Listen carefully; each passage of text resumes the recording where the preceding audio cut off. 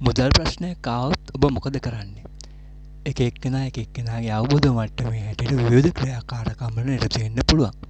එක්කෙනෙක් තමන්ගේ ව්‍යාපාරයේ පවුලේ ආදායම හෝ රැකියාව නිවැරදි කරගන්න ගන්න අවශ්‍ය කරන පියවර ගන්න උත්සාහ කරන්න ඉඩ තියෙනවා.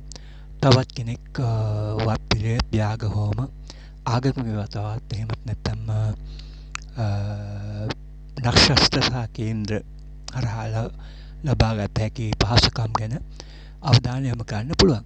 නමුත් මේ කවුරු මොනවා කිව්වත් මෙතන ඇතුල් පැත්ත නම් මුදල් කියන්නේ ඇත්තටම ස්වභාවධර්මයේ හරහා මිනිසාට තියෙන පහසුකම් වලින් එක පහසුකමක්. මේ පහසුකමක් අපහසුකමක් වන්නේ අපගේ පෞද්ගලික චර්යාව සහ අපගේ සමාජීය රටාව හරහායි.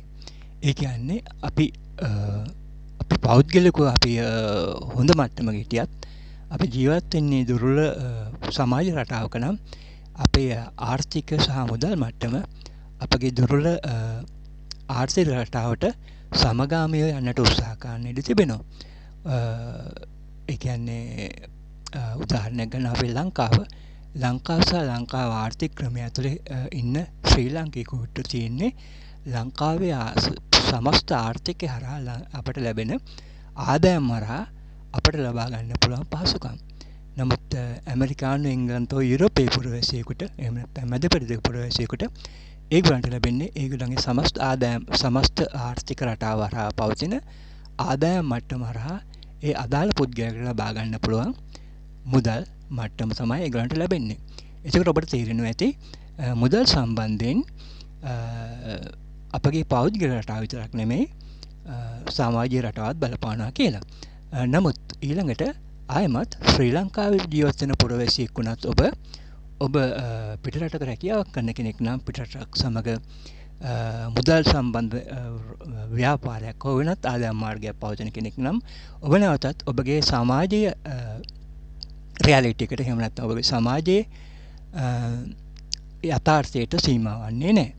ඉතින් මා කලින් කිව්ව ආකාරයටම මේකට බලපාන්නේ ශක්තියට අපි නක්ෂත්‍ර වශයෙන් විස්තර කරත් ආධ්‍යාත්මික රටා හරහා විස්තර කරත් උත්සාහය හරහා දියුණු වෙන උත්සාහ කරන තත්ත්වයන් හරහා විස්තර කරත් මෙතන තියෙන්නේ පොළව සහ පරිසරය ස්වභාවධර්මයේ නීති රීතිත් එක්ක සහ ඒවායේ ශක්ති රටා ක්‍රියාත්මක වීමත් එක්ක පුද්ගල සාපේක්ෂව සමාජ සාපේක්ෂව පවතින රටාවක් සහ ඒ රටාවට අනුකූලව අපට පවතින එක්ක ප්‍රතිරෝධයක් නැත්නම් පහසුවක් හරහා ජනනය වන ජීවිත පහසුවක් හරහා අපට ලැබෙන එක්තරා ශක්ති විශේෂයක් ලැබෙන පහසුවක් කියලා කියන්න පුළුවන් මුදල්. එතකොට මේ ක්‍රමය මම කිව්ව කලින් සමාජ සාපේක්ෂයි කියලා. එතකොට මම කලින් මීට කලින් මේක මම විමර්ශනයක් කරමින් යනකොට මට දැනගන්න ලැබුණා අපි ඉන්න ඒ කියන්නේ අපි ඉන්න කොන්ටිනන්ට් එක එහෙම නැත්නම් අපගේ ප්‍රදේශ කියන්නේ මැද පෙරදිග යුරෝපය ආසියාව ඒ වගේ ඇමරිකාව ඕස්ට්‍රේලියාව වගේ වෙනස් වෙනස් මහද්වීප තියෙනවා නේද? මේ මහද්වීපවල සංස්කෘතික සහ සමාජීය සංස්කෘතික සහ ආධ්‍යාත්මික ඇදහිලි නැත්නම් සංස්කෘතික සහ සමාජීය ක්‍රමවේදයන්ට සාපේක්ෂව ඒගොල්ලෝ කොතරම් දුරට පාරිසරික ප්‍රතිරෝධයක් පරිසරයේ නිවැරදි තත්ත්වයන්ට සමගාමී ආකාරයෙන් ඒගොල්ලන්ගේ කටයුතු සහ විශ්වාස පද්ධතිය පවත්වාගෙන යනවාද ඊට සාපේක්ෂව පරිසර පද්ධතිය හරහා ඒගොල්ලන් ලැබෙන පහසුව අඩු වශයෙන් ලැබෙන බව අපට දැනගන්නට ලැබුණා. ඒ කියන්නේ උදාහරණයක් හැටියට යුරෝපීය පුරවැසියෙක් ඒගොල්ලන්ගේ ආධ්‍යාත්මික රටා සමාජ රටා ස්වභාව ධර්මයේ නිවැරදි ක්‍රමවේදයට සාපේක්ෂව කොයිතරම් දුරට දුරින් හෝ ඈත්ව කටයුතු කරනවාද කියන සාධකයේ මත තමයි ඒගොල්ලන්ගේ අර්ථ රටාව තීරණය වන්නේ. ඒ අනුව අප්‍රිකාව ආසියාව වශයෙන් ගන්නකොට අපි තරමක් දුරින් ඉන්න බව අපට පේන අතර මැද පෙරදිග සහ යුරෝප් සහ අනිත් රටවල් එක්ක බලනකොට ඒගොල්ලෝ තරමක් ළඟින් ඉන්න ස්වභාවයක් නිරීක්ෂණය වෙනවා. ස්වභාව ධර්මයේ ස්වභාවික තොරතුරු වලට සමගාමීව තත්ත්ව විශ්ලේෂණය කරන විට. එතකොට ස්වභාධර්මය හරහා ලැබෙන ශක්තියෙන් සහ විවිධ මිත්‍ර ඇබේලි හරහා අපි ලබා ගන්න උත්සාහ කරන පහසුකම් අතර වෙනසක් තියෙනවා. ඒ උදාහරණයක් විදිහට ඔබ හිතන්න ස්වභාධර්මයේ ශක්තියෙන් ගස්වැල් ශාස්ත්‍රීය බව ව්‍යාපාර තත්ත්වයන් මේ ව්‍යාපාර තත්ත්වයන්ට අමනුෂ්‍ය බලපෑමක් ආව කියන්නකෝ. එතන අමනුෂ්‍ය බලපෑම හරහා මෙතන ඇත්තටම වෙන්නේ තත්ත්වයේ ඒ ව්‍යාපාරයට යම්කිසි බාධා තත්ත්වයක් නැත්නම් පරිසරයට යම්කිසි බාධා තත්ත්වයක් තියෙනවා. නමුත් පරිසරයේ කැමති නැහැ අමනුෂ්‍ය හරහා බාධා සිද්ධ වෙනවට. මොකද ඒගොල්ලන්ගේ පරිසරයේ පිරිසිදු බව පවත්වාගෙන යන්න ඕනේ. ඒකට පරිසරය කරන්නේ මේ අමනුෂ්‍යයට නැත්නම් භූතාත්ම මේ වගේ අයට පරිසරයේ නිවැරදි තත්ත්වය පවත්වාගෙන අවශ්‍ය කරන නිසා ප්‍රතිරෝධයක් පවත්වාගෙන යනවා. ඒතර ප්‍රතිරෝධ නිසා පරිසරයේ පිරිසිදු බව පවත්වාගෙන ගියත් විවිධ අමනුෂ්‍ය මට්ටම් භාවිතා කරමින් හරියගලන් උදව් භාවිතා කරමින් ශාස්ත්‍රීයත්වය සොයන්න යන අයට මේක දීර්ඝ කාලීන ගැටලුවක් වෙනවා සමාජීය මට්ටමින් පෞද්ගලික මට්ටමින් තියෙන්න පුළුවන් සමාජීය මට්ටමින් ඔබ දකිනද මම එහෙම කිව්වත් ඔබ දකින සමහරට විවිධ ආධ්‍යාත්මික ක්‍රමවලට යන අය ඉතා පහසුවෙන් මේ වගේ දේවල් ඒ ශාස්ත්‍රීයත්වය ව්‍යාපාර දියුණුව ඒ වගේ දේවල් ලබා ගන්න කියලා අපිට අහන්න ලැබෙනවා දකින්න ලැබෙනවා. නමුත් මේක ඇත්තටම ඒක කියනවා අපි අහනවා වගේ දෙයක් තමයි. හැබැයි මෙහෙම දෙයක් වෙන්නේ කොහොමද කියලා ඔබ මගෙන් අහන්න පුළුවන්. ඒක වෙන්නේ අපගේ අර්ථ රටාවන් සංකෝචන වීම හරහා. ඒ කියන්නේ අපගේ ආර්ථිකයේ පුළුල් වීම කියලා කියනවා.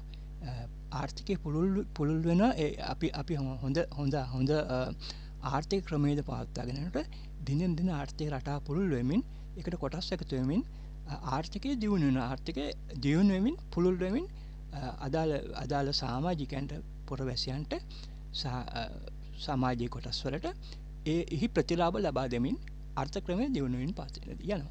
නමුත් ඇත්ත වශයෙන්ම මේ වගේ අර කෙටි කාලීන ක්‍රමවලින් ප්‍රතිඵල ලබනට ඒගොල්ලෝ ප්‍රතිඵල ගන්න උත්සාහ කරන හැබැයි අර මිරිකල සංකෝචනය කරලා ගන්න උත්සාහ කරන ප්‍රතිඵලයක් එහෙමින් අදලා ගන්න උත්සාහ කරනකොට එතන తాවකාලික පහසුවක් වෙන්න පුළුවන් වුණත් දීර්ඝ කාලීන වශයෙන් ඒ පහසුවක් නොවේ.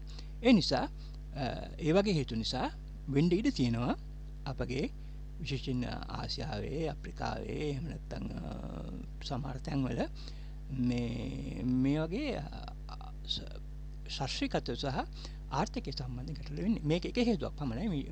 තව බොහෝ හේතු තියෙනවා. මොකද මේ අර්ථරාවලට බලපාන තවත් සාධක තියෙන්න පුළුවන්. ඒක ස්වභාධර්මයේ සමග අපේ පවතින සම්බන්ධය, ඊළඟට ස්වභාවික නීති කඩකිරීම සහ ස්වභාවික නීති ගැන අපිට තියෙන අනවබෝධය. ඒ කියන්නේ මෙහෙමද සමහර තැන්වල ස්වභාවික නීති ස්වභාවිකම රැකෙන්න මොකද ඒගොල්ලෝ දන්නේ නැති වුණත් ඒගොල්ලන්ගේ යම් සමාජීය සංස්කෘතික කටයුතු නිසා ස්වභාවික නීති රැකෙන්න දෙනවා. උදාහරණයක් ඇටියට මම දැන් මේ අමනුෂ්‍ය බලපෑම ගැන කතා කරපු නිසා මම විස්තර කරන්නම්. අමනුෂ්‍ය බලපෑම හරහා අපි යාග හෝම කරලා ලබා ගන්න ප්‍රතිඵලම හෙලෝයින් වගේ අර විනෝදාත්මක කවට දේවල් හරහා සහ ප්‍රසන්න දේවල් හරහා ඒ ප්‍රතිඵලයම යුරෝපයේ වචන නෙලා ගන්නවා. අර අපි යාග හෝම කරලා අමනුෂ්‍යයන් පළව හරිනවා වගේම දෙයක් කරන ඒගොල්ලෝ කරනවා. ඒකට දිනයක් වෙන් කරලා ඒක අර පන් විදිහට සහ ආකර්ෂණීය විදිහට දවසක් ඒගොල්ලෝ වෙනින් යොදාගමින් ඒගොල්ලෝ සුවපත් කරමින් ඒගොල්ලෝ ඉවත් කරමින් හෝ වෙන්න ඕන ස්වභාවික දේවල් වෙමින් ඒගොල්ලෝ තේ ප්‍රතිඵලයම ලබා ගන්නවා. හැබැයි ප්‍රතිඵල අපට වඩා හොඳ බව පේනවා. ඒකට මේක මේ වගේ හේතු නිසා වැඩි සාර්ථකයි ඒගොල්ලෝ නෙලා ගන්න පුළුවන්. මේ මම ඉස්සර එක සාධකයක් විතරයි. එතකොට මේක එච්චරම හිතන්න ඕනේ. නමුත් අවබෝධය ලබා ගැනීම සඳහා මම විස්තර කරේ. අපි කතා කරමින් ඉන්නේ ස්වභාව ධර්මයලා අපගේ ආර්ථික රට සම්බන්ධ හොඳ කරගන්න කාලේ අපි ස්වභාව ධර්මයට යනකොට මේ දැන් ඔබට නිකුත් වෙන අලුත් තොරතුරු මේ කාලයට සාපේක්ෂව නිකුත් වෙන අලුත් තොරතුරු ඒ කියන්නේ මෙතෙක් කල තිබිච්ච තොරතුරුට වෙනස් දැන් ස්වභාව ධර්ම සහ පරිසරය සමග අපි ඉන්ටරැක්ට් වෙන ආකාරය කටයුතු කරන ආකාරය වෙනස්. ඒ වෙනස් වෙන්නේ කොහොමද? ස්වභාධර්මය කියන්නේ ශක්ති රටාවක්. ශක්ති රටාවට සමගාමීව තොරතුරු රටාවක් තියෙනවා. මේ තොරතුරු රටාවට සමගාමීව නීති රීති මාලාවක් තියෙනවා. මේ නීති රීති කාලානුරූපව වෙනස් වෙනවා. කාලානුරූපීව වෙනස් වෙන නීති රීති සමගාමීව අපගේ රටාවන් අපි හැඩගස්සා ගන්න ඕනේ. අපගේ දැනුම රටාවන්, අපගේ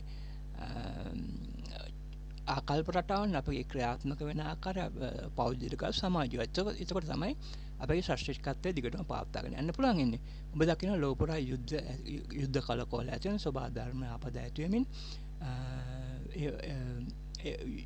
විවිධ ගැටලු ඇති වෙමින් අපට සිද්ධ වෙමින් මේ සිදුවමින් පවතින්නේ අපගේ මුදල් ක්‍රම බිඳ වැටීම, අපගේ ශාස්ත්‍රීයත්වය බිඳ වැටීම, අපගේ සාමය බිඳ වැටීම වගේ දේවල් මේ කාලේ සිද්ධ වෙමින් තිබෙන්නේ. අපි මේ අලුත් යුගයට සාපේක්ෂව අපගේ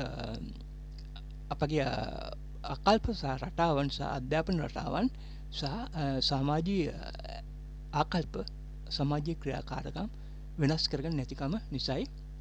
ඉතින් මේක ඉතා ඉක්මනින් කරන්න ඕන අවශ්‍යතාවයක්. නැත්නම් අපි ආරක්ෂා වෙනවා පමණක් නොවේ, අපගේ තියෙන හොඳ තත්ත්ව දිගටම පවත්වාගෙන යන්න ඕනේ. සාමය වශයෙන් හොඳ තත්ත්ව පවත්වාගෙන යන්න ඕනේ. ආර්ථික වශයෙන් හොඳ තත්ත්ව, ශාස්ත්‍රීය වශයෙන් හොඳ තත්ත්ව පවත්වාගෙන යන්න ඕනේ. සමාජීය වර්ධනය වගේ දේවල්, සාක්ෂණය වගේ දේවල් හොඳ තත්ත්ව පවත්වාගෙන යන්න. මේ ඔක්කොටම බාධා වෙන්න ඉඩ තියෙනවා. පරිසරය අපි අතරින් සම්බන්ධය. ඒ වගේම මුදල් වලට කෙලින් බලපාන. මොකද යුද්ධයක් ආපු ගමන් අපිට ගාලා අපිට ගැටලුවක් එන්නේ මුදල් ප්‍රශ්න. අපදාවක් ආපු ගමන් අපිට බලපාන මුදල් ප්‍රශ්න.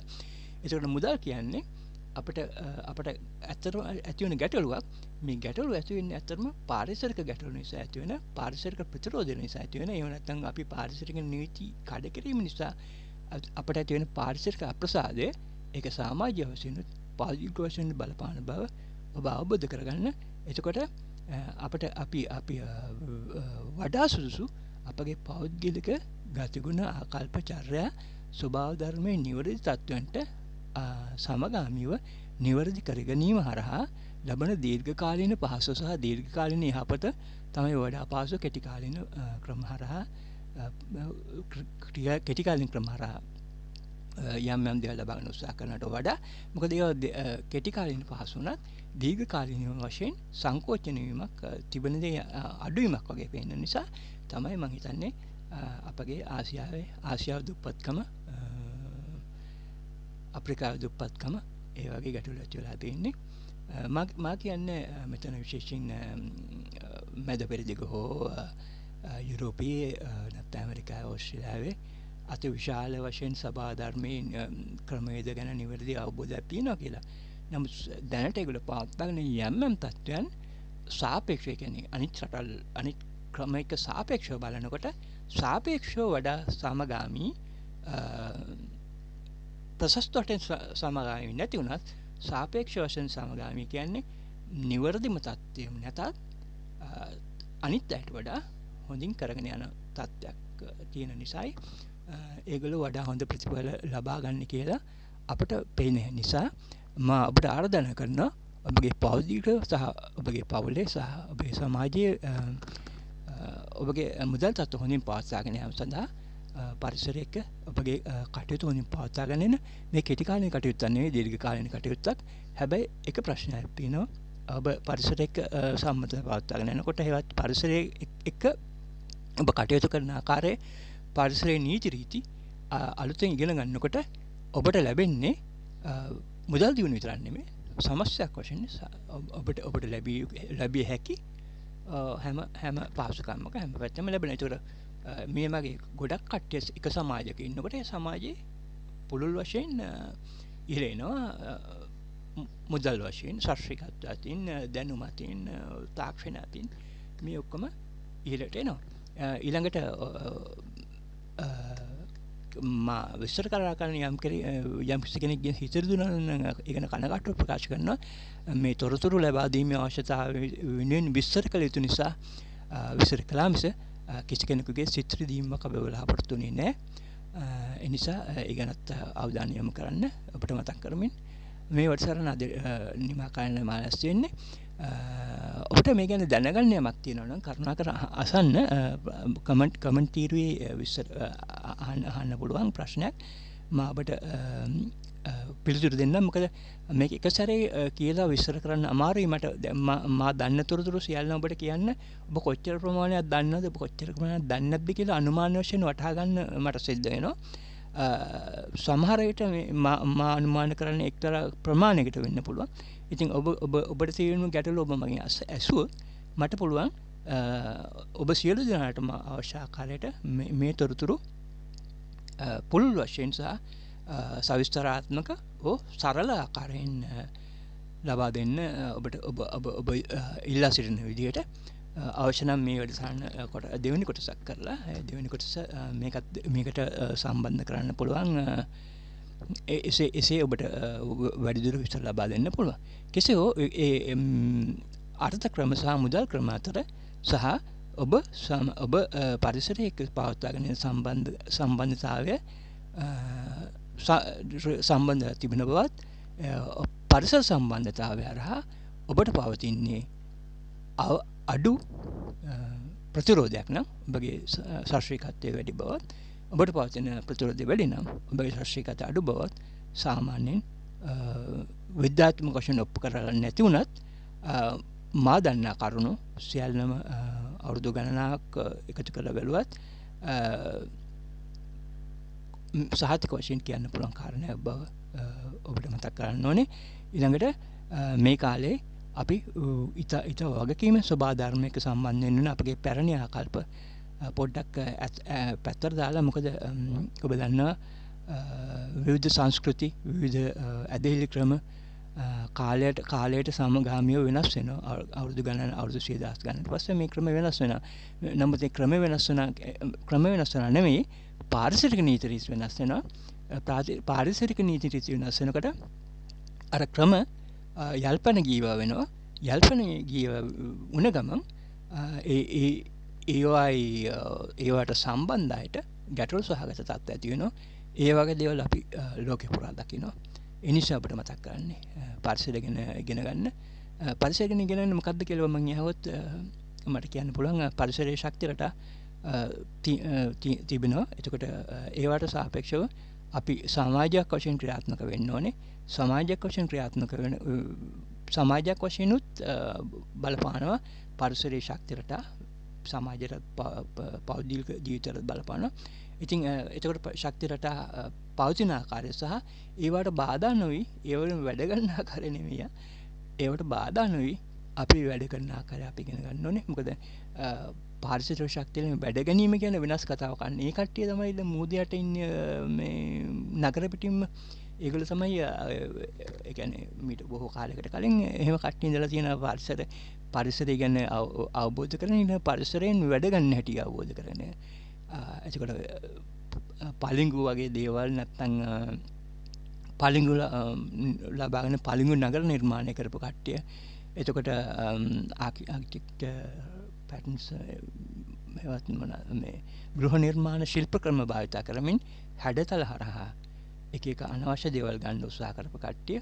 ඒ කට්ටිය තමයි මොහොතට ගිල්ලෙන්නේ නැත්නම් විනාශ වේගී සංස්කෘති වශයෙන් සලකන්නේ. එතකොට අපි අවබෝධ කරගන්නනේ අපි ස්වභාවධර්මයේ ක්‍රම අවබෝධ කරගෙන එන ස්වභාවධර්මයේ රටාවන්ට බාධා නොවන ආකාරයට අපේ ක්‍රියාකාරකම් පවත්වාගෙන මගින් අපගේ ජීවිත හොඳ කරගන්න. එහෙම නැතුව ඒවලම වැඩ ගන්න ගියොත් ආය අපි වරද්ද ගන්නවා වැඩ අපගේ ක්‍රමවේදය.